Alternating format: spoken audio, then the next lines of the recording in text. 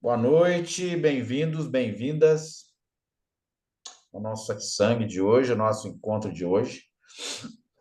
E aí o tema é as armadilhas da mente. Vamos tentar desenvolver aqui. E o que vocês forem aí também chegando, né, investigando com esse direcionamento, a gente vai juntos, né? Então, o que tiver aí em termos de insight, né? Vamos compartilhar também, tá? Então, eu queria começar contando uma história que é muito significativa, ilustra bem que é essa armadilha da mente.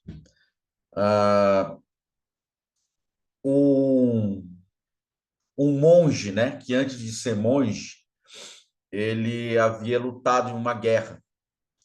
Então ele viu, né, presenciou muito sofrimento e também sofreu muito, né, durante os terríveis momentos, né, que ele passou nessa guerra. E aí ele decide, né, depois que ele sai dessa situação, ele decide abandonar, né, a, a civilização. Então ele se retira e se torna um eremita praticamente, né? E aí ele decide ser monge também nessa mesma época. Então ele passa a estudar, passa a querer, né, buscar a verdadeira natureza da existência, né? O porquê de tudo isso, né? Ele se torna um buscador espiritual e ao mesmo tempo se dedica às práticas, né? De meditação, estudo, mas não consegue resolver essa questão, né? Essa questão íntima dele, que era essa angústia, né, existencial. Por que tem esse sofrimento, né? Por que tem que as coisas são da forma que elas são? Por que tem vida e morte, né? E aí um amigo, né, um monge, diz para ele que no sul da China havia um monge que poderia responder essas perguntas, um mestre poderia responder essas perguntas. Então ele se dispõe, ele estava na Coreia, né? Então, ele era um monge do budismo coreano. E ele se dispõe, então, a ir em busca desse mestre. Então ele passa muitos meses viajando. E em um certo momento, durante a viagem, ele fica sem água e anoitece. Então ele, muito cansado, né, se deita e estica a mão. E na hora que ele estica a mão, ele toca algo que ele interpretou como uma cabaça, né, uma cuia. E ele viu que tinha água ali. Então ele pegou e automaticamente trouxe, né, aquela água e começou a beber. E aquela água, porque ele estava com muita sede, ficou muito tempo sem beber água, aquela água muito fria, muito fresca, atravessou a garganta dele e ele teve uma sensação que era a melhor água que ele tinha bebido em toda a vida dele. E aí, já refeito, né, ele se entrega ao sono. Depois, quando amanhece, ele acorda e enxerga aquilo que ele supôs que era uma cuia, né, uma cabaça, e ele vê que era metade de um crânio humano e que a chuva, né, armazenou ali uma quantidade de água, e esse crânio ainda estava com um pouco de carne e vermes, né? Olha lá, ó. A Luísa já sentiu. E quando ele viu essa situação, ele olhou aquela água com nojo, né? Com horror, e começou a vomitar, né? E aí, no momento que ele estava vomitando, passou, né, pela cabeça dele essa pergunta: como que aquilo que era um néctar, né, a melhor água fresca que eu bebi em toda a minha vida, pode ser agora um, né, algo que é um objeto horrendo, né, digno de nojo? Como pode ser a mesma coisa? Quem está construindo isso? Então, essa foi a pergunta dele. E aí, nesse momento, ele colocou, né? Ele entendeu, ele teve esse insight que ali quem estava construindo isso era a mente, os pensamentos, né? Que na verdade não existia nem uma coisa nem outra. Que ele estava sendo puxado por um lado de extrema delícia e depois por um lado de extremo horror, nojo, né? Extrema rejeição e extremo apego, né? Então ele viu ali que era uma armadilha da mente, que era isso que a gente está trazendo hoje. E como isso é intenso, né? Como isso nos arrasta. Então não é algo superficial. Eu queria mesmo que vocês se colocassem na posição desse monge, né? Na posição dessa pessoa que com muita sede encontra água fresca e que depois percebe que aquilo era repugnante de alguma forma pela interpretação, pelo condicionamento que ele teve, aquilo era repugnante, né? E que como a mente cria, conduz e nos arrasta a realidades reais, né? A exposições reais do nosso condicionamento, né? O nosso condicionamento cria realidades, né? Então, se a gente se colocar, né? A tendência agora é também a gente colocar essa história como algo intelectual, né? Não foi a gente que passou por isso, tal. Então, se você se coloca no lugar tentando experienciar isso, né? Você vê que a todo momento a mente cria situações de intensa emoção, não é algo superficial. Porque se a gente começar a pensar intelectualmente, reproduzir essa história intelectualmente, a gente se desloca dela, a gente não consegue se colocar no lugar do personagem dessa história, né? Mas se a gente busca se colocar no lugar desse personagem, a gente percebe que a todo momento isso está acontecendo com a gente.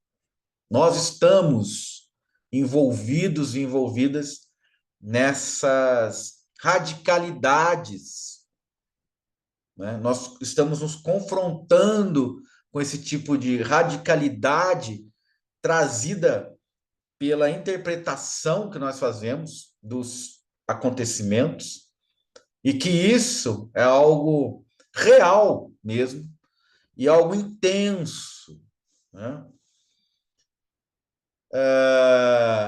Porque ela está envolvendo a raiz dos sentimentos, o âmago do sentimento. Não é uma coisa banal nem superficial, né? Eu né, no caso, né, a pessoa da história, o monge da história, né, ele se coloca na posição: eu bebi aquela água e por isso estou vivo. Esta água salvou a minha vida. Mas no dia seguinte, esta mesma água se torna algo repugnante, algo horroroso. Como pode ser isso? Né? Então, é colocar em xeque as nossas convicções, colocar em xeque as nossas impressões sobre a realidade, sobre as coisas que acontecem. Né? Porque com muita facilidade nós fazemos esses dois caminhos extremos. Né? Então, é essa questão. E é esse tecido, né, que vai sendo formado através das dos nossos sentimentos, dos nossos desejos e das nossas aversões, vai tecendo também o caminho dos nossos sofrimentos. Por que sofremos? Porque nos submetemos e porque buscamos algo para submeter também, né?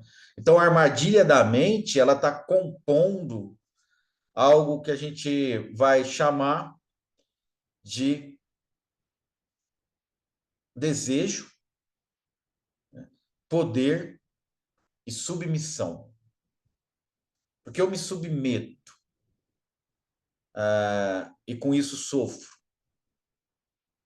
Porque eu quero fazer acordos. E porque também há um desejo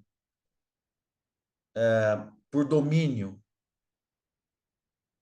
dominar as pessoas, as situações, controlar as pessoas, controlar as situações, ou ser controlado.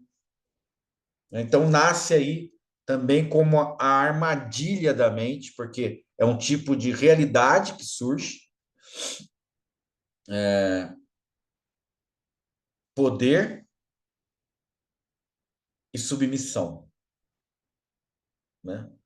Por que será que surge isso? Poder e submissão. Porque a submissão é uma forma de validar, né, entre aspas, uma forma fictícia, né, de validar aquele posicionamento que eu busco. Eu busco conforto, por exemplo. Então é melhor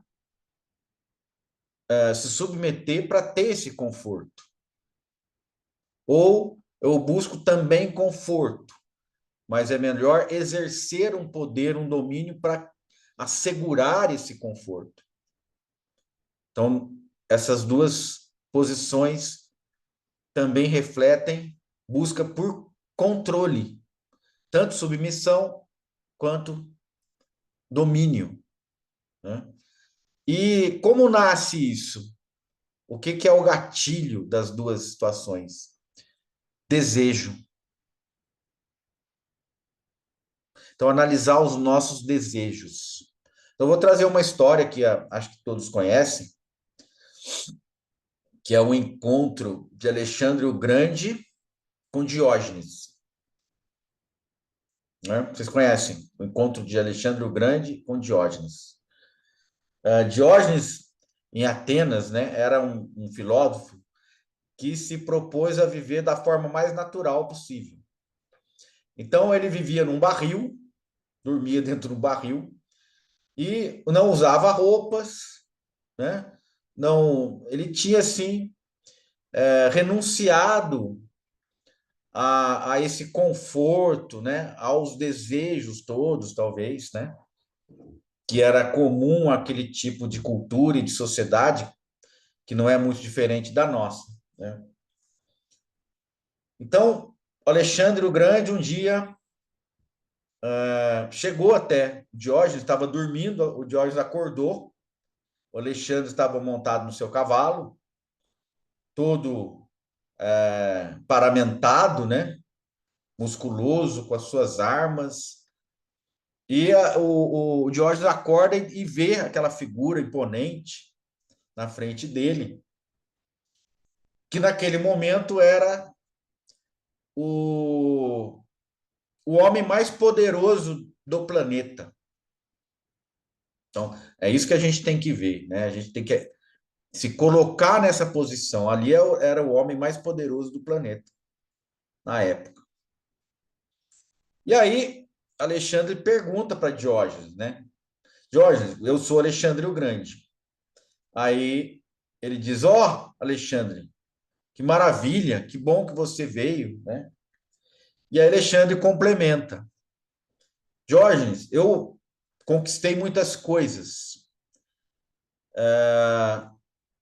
Então me diga, o que você deseja que eu imediatamente concederei?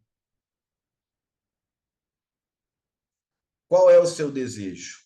Eu tenho terras, tenho palácios, tenho ouro, riquezas.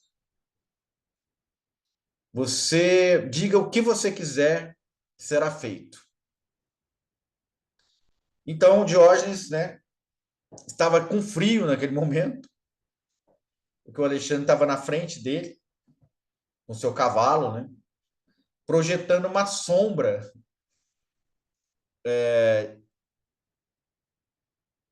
em cima do Diógenes. Então Diógenes falou: Olha, eu tenho um desejo. E aí o Alexandre fala: Então pode dizer que será cumprido imediatamente. Ele fala: Alexandre, por favor, saia da frente, porque você está tapando o sol que está chegando aqui para mim, né? Então dá licença, né? Sai da frente. Daí o Alexandre o Grande fala: Olha, você me desculpe, eu sinto muito ter entrado na sua frente, mas me diga, qual é o seu desejo? E aí o Alexandre, o Diógenes diz: Não, só isso basta. Eu estou satisfeito. Só isso basta. Então, essa história, ela também vem nos instigar a se colocar no lugar de Diógenes. Né?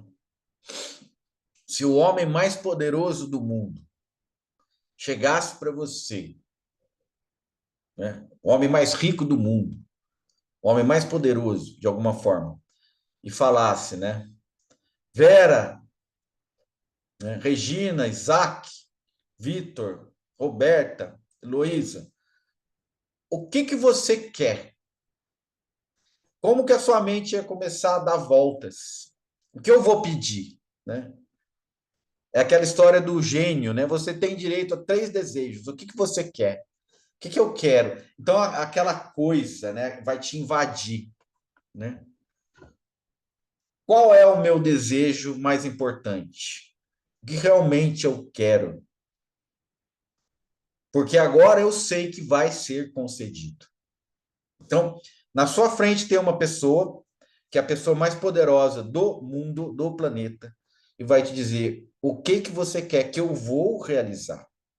E você já tem essa consciência que realmente será satisfeito o seu desejo. O que que você vai pedir? Né? Então, nesse momento, o jogo está aí acontecendo na mente, né?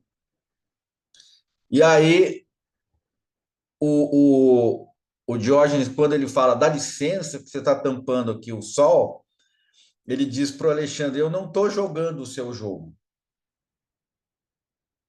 Eu não jogo, eu não faço parte desse jogo. As peças com que eu jogava esse jogo, o tabuleiro com que eu jogava esse jogo, eu joguei fora. Eu não faço parte mais disso. Né? Eu não tenho as peças para jogar esse jogo. Esse jogo não tem sentido mais para mim. Então, o grau de libertação, né, da pessoa tá nessa resposta. né? Até onde eu estou prisioneiro desse jogo? O seu desejo está refletindo o grau de submissão, o domínio em que esse jogo tem sobre você. E quando o Diógenes fala, dá licença, você está tampando o sol, ele claramente está dizendo, né?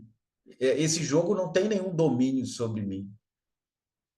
Eu não estou dominado por esse jogo. E qual é esse jogo? O jogo da mente, o jogo dessa armadilha mental, né, de produzir poder e produzir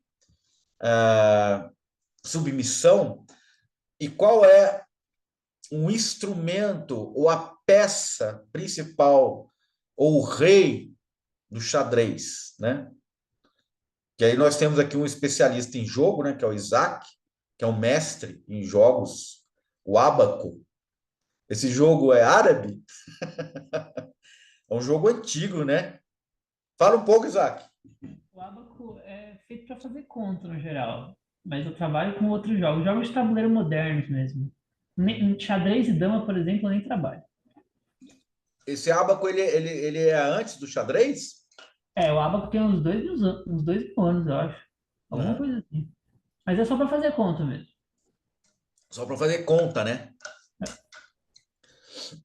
Então já é uma, não é aquela coisa da competição, né? Mas só para fazer essa ilustração do tabuleiro, né? Do jogo, é o campo, né? Isso, a gente faz essa analogia. O campo é o tabuleiro, as peças, né? Qual é o campo? Esse tabuleiro, o campo da realidade, o campo da mente. A mente é um campo. E os pensamentos e as emoções são as peças do jogo. E para que você consiga jogar o jogo, você tem que entender, ou, na verdade, conceber que os pensamentos e as emoções são reais. E que o jogo tem sentido. Faz sentido jogar isso. Né? Só que quando isso acontece, você se torna um prisioneiro do jogo. Porque a mente está dizendo, a gente está colocando uma armadilha da mente, né? Que você é capturado por esse jogo. Fala, Isaac.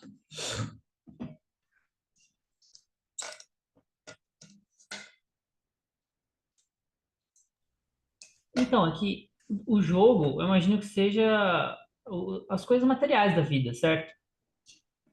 Olha, nós estamos indo um pouco mais além.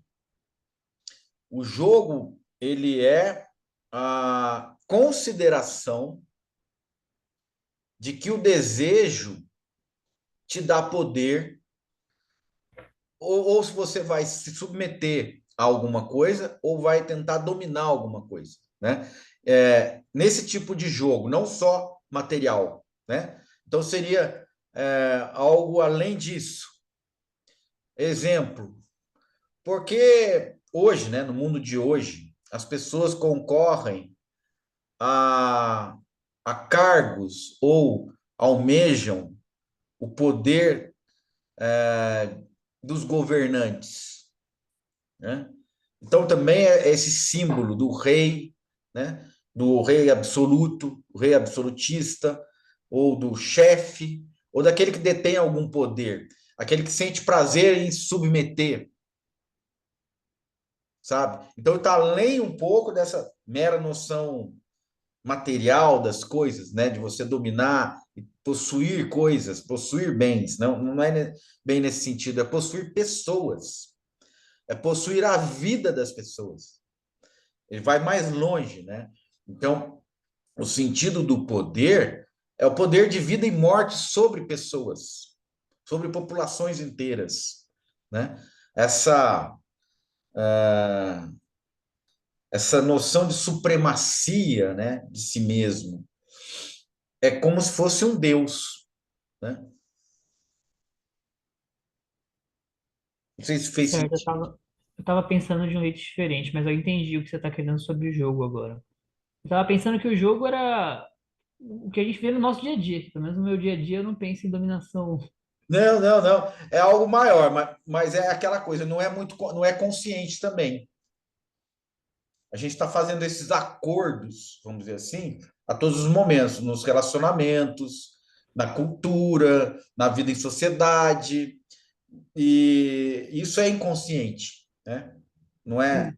Porque, por exemplo, a história que eu contei, a primeira história, o monge, ele tem uma epifania quando toma aquela água fresca, e depois tem uma crise de nojo, de náusea, né? No outro dia, com a mesma raiz, né? É o desejo e a aversão, como o desejo e a aversão pode estar presente simultaneamente na mesma coisa, né? E aí, isso que ele questiona. E isso tá a todo momento acontecendo na nossa vida. Só que essa forma que eu coloco, né, da história, ficou muito emblemática. Mas a todo momento a gente tem horror a pessoas, ou ama pessoas, né? É, e o que está ali por trás desse amor e ódio? Desejo, né? Então, o que está produzindo esse desejo, né? Então, a gente não está demonizando nenhum desejo, mas a gente está querendo olhar para isso. Um início de desejo, né? A vida, como a gente está conversando antes aqui com a Heloísa, ela tem uma dinâmica, o organismo humano tem uma forma de operar, né? E produz até para sobrevivência instintos que vão conservar o organismo. Eles buscam a continuidade desse organismo. Então a natureza ela está defendendo esse organismo, né? Então quando a criança chora porque está com fome, ela quer leite, na verdade o organismo está se defendendo, a natureza está buscando permanecer, que aquele organismo permaneça através do alimento. Se a criança não chora, se não há nenhum mecanismo para que isso venha a acontecer, né? Então, a criança está com desejo, ela está com fome, fome é um desejo, entende? Fome é um desejo básico, primordial, porque o corpo reclama isso, o corpo reclama o alimento, o corpo reclama a água, o corpo reclama o ar, porque são condições necessárias para que ele continue, para que esse organismo perdure. Mas depois vem aquele outro tipo de desejo, né? A criança mesmo, né? Desejo de colo, desejo do afeto, desejo do afago, a rejeição da dor produzida por um tapa, uma agressão, né? Então a gente começa já a viver esse mundo buscando algo e rejeitando algo.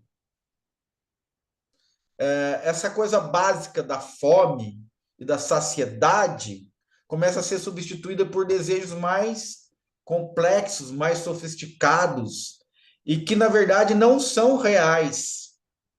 E nós naufragamos nesses tipos de desejos. Por quê? Não são necessários, você quis dizer. Exatamente.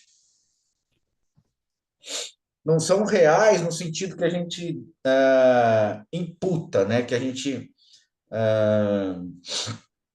são representações, né? Por exemplo, um desejo de afeto e um desejo de acolhimento pode ter a sua raiz no desejo de saciedade, de saciar a fome, né? Mas aí sempre você vai estar construindo um outro, criando uma dependência, né? Não é autossuficiente. Eu posso criar uma forma de independência maior, né? Porque quando a gente está trazendo a criança aqui, a criança está se vinculando ao outro emocionalmente, né? A partir do desdobramento desses desejos, e criando abismos, né? Vácuos e oportunidade de submissão ou de exercer um domínio grande. Então aí começa a ter, Isaac, né? Nesse momento, uma deturpação daquele desejo original. Por quê? Eu quero levar ao extremo, né? O extremo seria, para que eu fique bem, muitos poderão sofrer, muitos poderão morrer, porque o que importa sou eu. Então, vai chegar nesse estágio, como chegou nesse estágio, em muitos períodos históricos, né? A gente pode ver. Eu tenho que suprimir um povo para que o meu povo permaneça, porque o meu povo é superior. Meu povo, né? Ele tem o direito de viver e o outro não. Porque de alguma forma esse outro povo provoca uma ameaça, né? Eu acho que as pessoas, elas ficam sujeitas a esse tipo de ideia quando elas estão com muito medo. Oi? E eu acho que as pessoas se sujeitam a esse tipo de ideia quando elas estão com muito medo. Elas É, acabam pensando umas ideias bem tortas, assim. isso. E não é muito difícil as pessoas estarem com medo, né? O medo pode, inclusive, ser um combustível, uma gasolina jogada no fogo intencionalmente. Concorda? Uma forma de domínio. Um povo que quer dominar outro, ele começa a dominar jogando esse medo, aterrorizando, tanto que a forma de criar esse medo no mundo chama terrorismo, né? Não é à toa, porque o terrorismo ele cria uma ideia de total insegurança. E aí aparece alguém que diz: não, eu posso conceder essa segurança. Aí todo mundo vai se submeter a esse líder, ou a essa força, ou a essa proposta, né? Eu trago a segurança que você precisa. Ou essa grande mãe, esse grande pai, aí vem todas as figuras de autoridade, né? Que é formada a partir disso aí. Mas isso tudo, esse quadro que a gente está trazendo, é um quadro viciado, né? Um quadro deformado. E a questão também inversa, a gente pode trazer como o convite que Cristo faz para aquele jovem que era muito rico, né? Venha, abandone suas coisas e venha, né? O que está aí também? O desejo. Eu tenho desejo de seguir Cristo, mas não de abandonar minhas coisas. Porque. Maurício, Oi, ah, oi, Luiz. desculpa. Não, nada. Existe uma semelhança em todas essas pessoas que iluminaram Jesus, Francisco, Uhum. Buda. Todos eles desistiram como dos desejos e largaram mão porque o desejo que aprisiona? É, é como o Diógenes, Exato. né? Ah, deixa de ter sentido, sabe? Toda essa parafernália de proteção, né? Porque todos esses desejos, toda essa tecnologia, tudo isso é um engano para a mente, para se tornar presa É, dessa é realidade. uma armadilha, né? Arma. É uma armadilha, mas o que que a mente, no fundo, né? Por que que nós somos levados, né?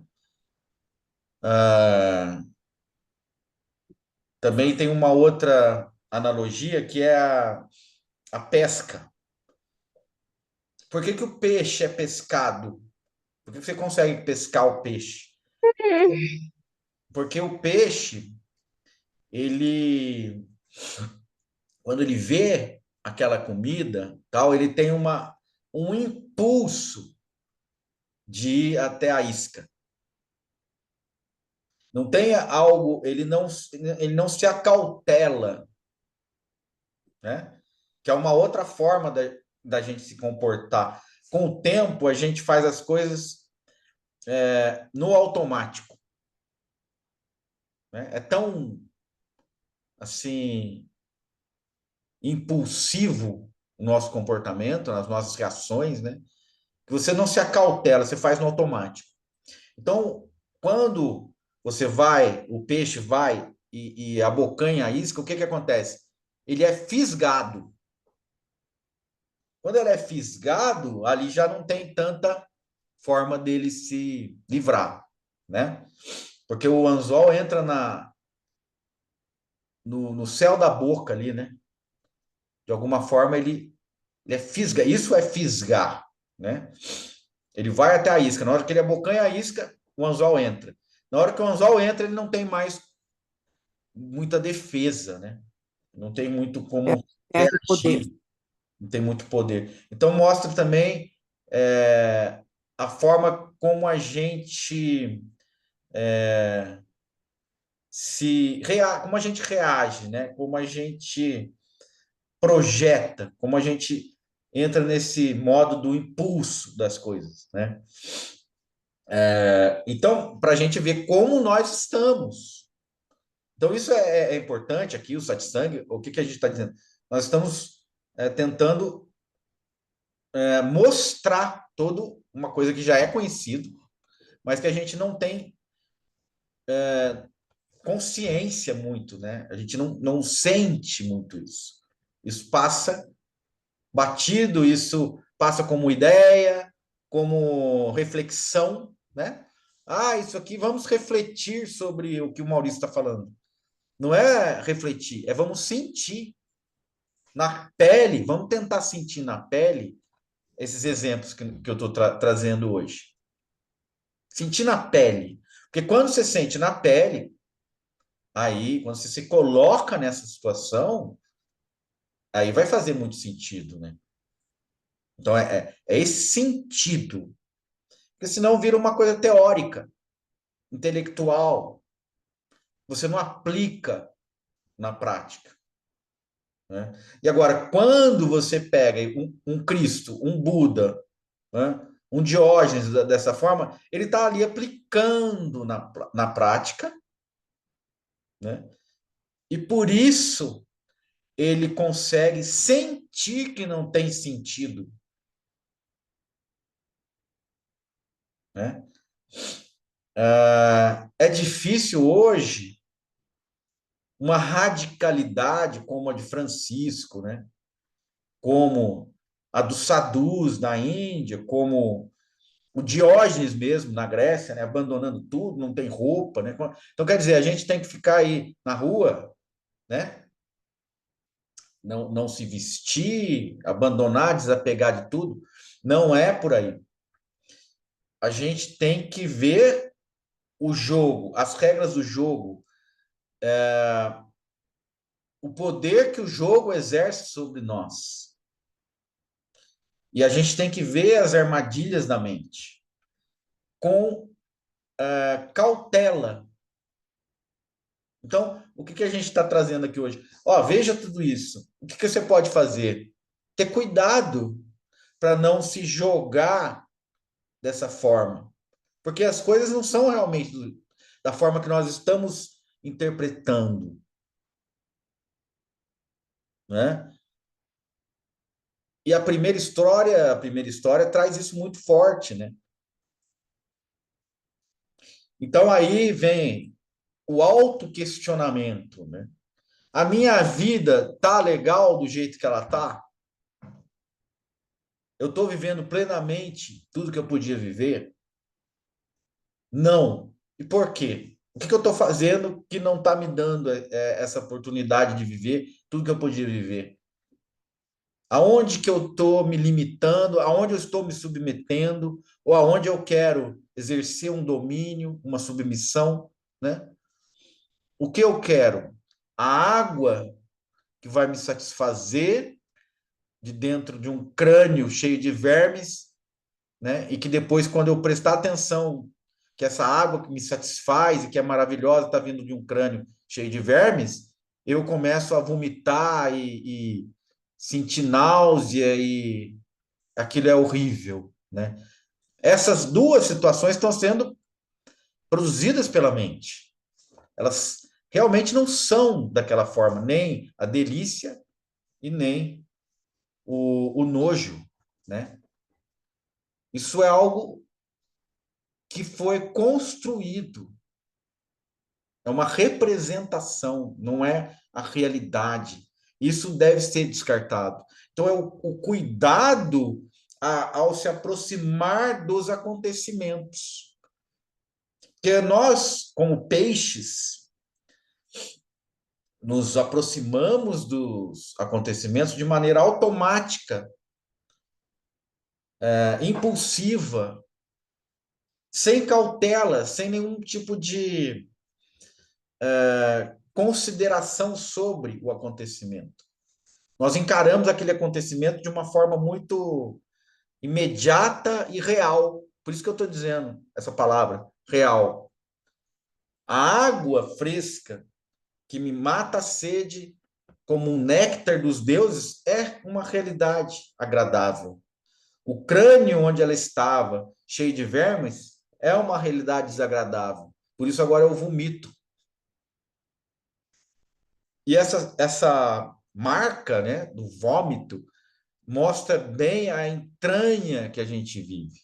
A gente vive dentro das nossas entranhas. A gente não vive de uma forma assim indiferente com as coisas. E aí a Heloísa traz essa pergunta, né? Será que o Cristo, o Buda, Jorge, eles ficaram indiferentes com as coisas? Eles não estavam mais nem aí? Não é isso. Também não é isso, né? Eles não levaram tão a sério tudo que a mente deles falavam, tudo que a mente queria construir. Então a libertação desses seres, né, ela vem desse cuidado em não construir a realidade e acreditar nela de forma imediata. Porque aí também existe uma terceira via que é perigosa, um terceiro extremo que é perigoso. Tem um extremo, prazer imediato, a coisa maravilhosa, o outro extremo, a rejeição pela coisa horrível, pelo nojo, e o outro extremo, a indiferença, a neutralidade absoluta. Não é isso. O deixar de viver as coisas, não é isso. É saber o que se quer, saber para onde vou me direcionar. Né? Se eu tenho consciência que eu bebi aquela água me salvou, eu não terei tanto nojo assim daquele crânio, daqueles vermes, a ponto de eu vomitar, por exemplo. Né? Eu posso olhar aquele crânio cheio de vermes com uma certa reverência, com uma certa gratidão, me aproximar disso de uma forma mais consciente. Né? Então, entre todos esses extremos, a gente pode optar por uma forma mais consciente, como realmente são as coisas. Né? As coisas surgem, desaparecem, permanecem por um período, desaparecem. Né? Que é aquela coisa, eu vou explodir com a pessoa que está me ofendendo agora, porque isso é algo de vida ou morte, é um assunto de vida ou morte. Quais vão ser as consequências disso? Então, se eu tenho uma cautela que é uma consciência, que é uma forma mais isenta, mas não indiferente, porque nós não somos robô, nós não somos zumbi, nós somos humanos, né? Então os humanos sentem, mas nós podemos sentir de uma forma mais inclusiva, inclusiva, incluir a si mesmo nesse acolhimento interno.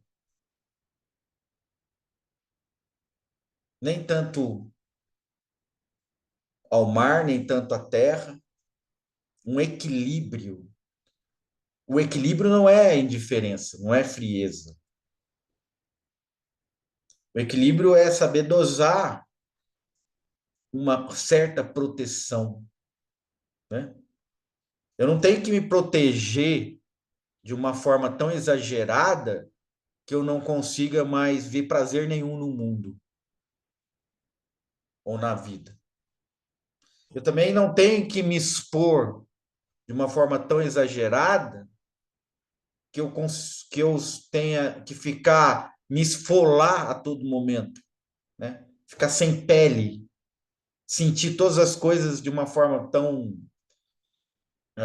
intensa e que me vai fazer sofrer. Eu não preciso me expor a nenhuma dessas radicalidades, né? Porque elas são interpretações da mente. Eu não preciso também confiar tanto na minha interpretação.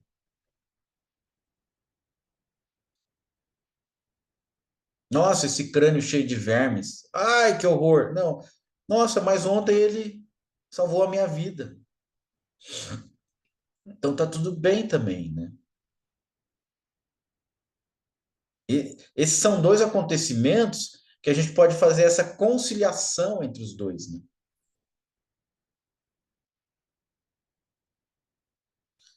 E o que é esse símbolo do crânio com vermes? É o símbolo da morte humana, né? O símbolo da finitude. Então eu posso conciliar também a ideia da finitude agora. Acolher essa ideia da finitude, não ser tão radical e ter tanto nojo assim da finitude, né? A finitude acontece, vai acontecer, mas ela trouxe dentro de si o néctar da vida. Olha, pode ser assim essa interpretação, né? Ontem eu bebi da água do crânio cheio de vermes e para mim foi a melhor coisa do mundo. Ontem eu vivi essa minha vida cheia de acontecimentos, cheia de sofrimento, de alegria, e foi a minha vida. Hoje, ela pode estar caindo, né, como um tronco cai numa floresta. E esse tronco vai gerar novas vidas. E por que que assim acontece? Porque assim é a natureza. E nós somos essa natureza. De ir e vir, de florir e de desaparecer.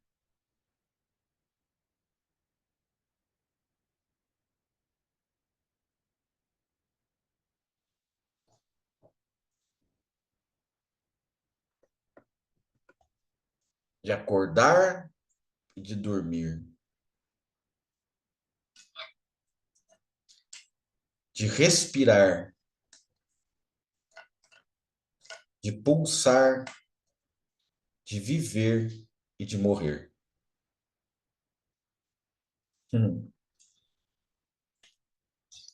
E aí a gente vai conseguindo ver isso com mais calma, com mais naturalidade, com menos horror, com menos impulso, com menos reatividade,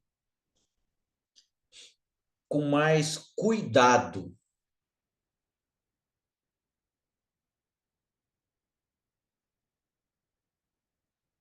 cuidando mais de si.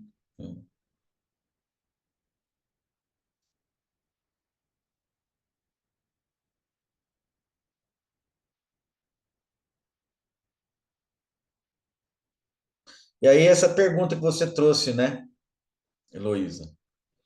Cristo, Buda, Diógenes, o que que eles ensinaram, né?